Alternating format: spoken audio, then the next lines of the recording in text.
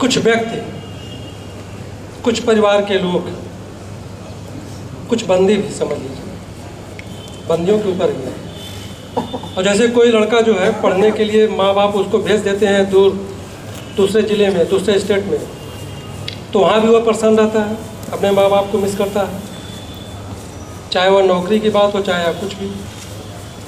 तो अगर ऐसी परिस्थितियों में कोई व्यक्ति परेशान होता है परिवार को लेकर के, या कोई बंदी जो है जिसको परिवार की बहुत याद आती है और उसका जीवन बड़ा मुश्किल हो जाता है, तो उसको जो है इससे बचने के लिए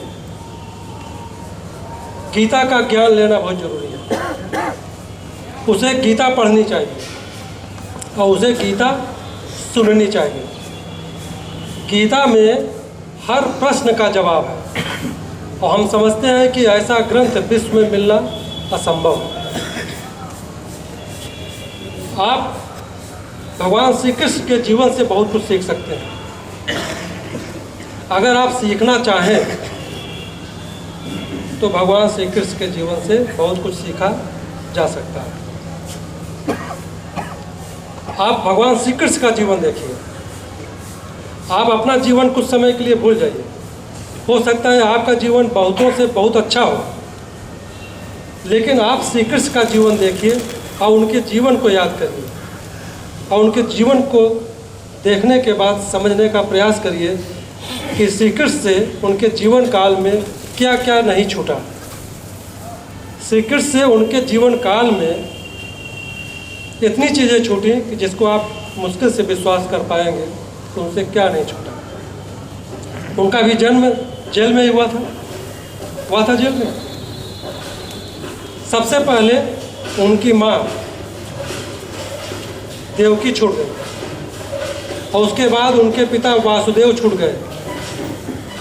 माँ बाप से बचपन में ही श्री कृष्ण को अलग कर दिया गया, बचपन में ही श्री कृष्ण छूट गए।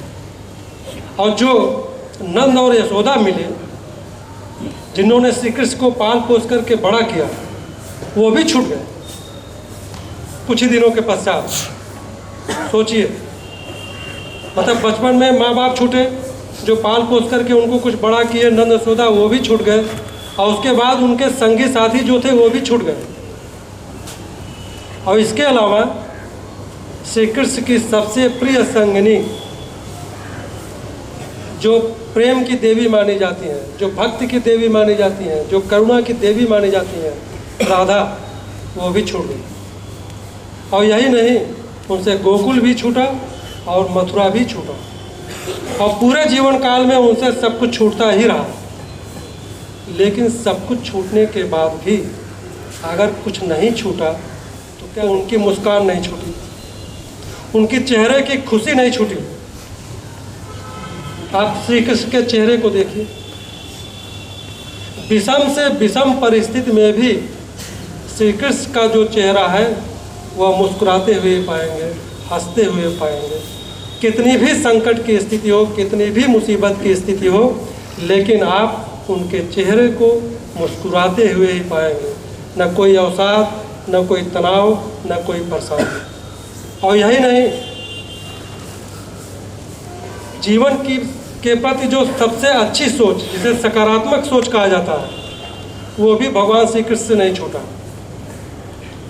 मतलब नकारात्मकता और निराशा तो उनके अंदर थी ही नहीं। और किसी व्यक्ति के अंदर जो सबसे महत्वपूर्ण चीज़ होती है वह होती है उसका मुस्कान, वह होती है उसका सकारात्मक सोच, वह होता है उसका देवत्व। और ये भी श्री कृष्ण से नहीं छूटा, सब कुछ छूटने के बाद भी। और इतना कुछ होने के बाद भी, सब कुछ छूटने के बाद भी कैसे खुश रहा जा सकता है, यह भगवान श्री कृष्ण से अच्छा आपको कोई नहीं सिखा सकता। उनका भी जन्म जेल में हुआ था। तो भगवान श्री कृष्ण जो है वो दुख के नहीं, वो उत्सव के प्रतीक है। तो यहाँ पे जो लोग बैठे हुए हैं, जो बंदी बैठे हैं, हमारा उनसे यही आग्रह है कि यहाँ पे रहने के दौरान चिंतित होने की कोई ज़रूरत नहीं है, परेशान होने की ज़रूरत नहीं है। आप लोग प्रसन्न रहिए और एक दिन यह कठिन समय भी बीत जाएगा।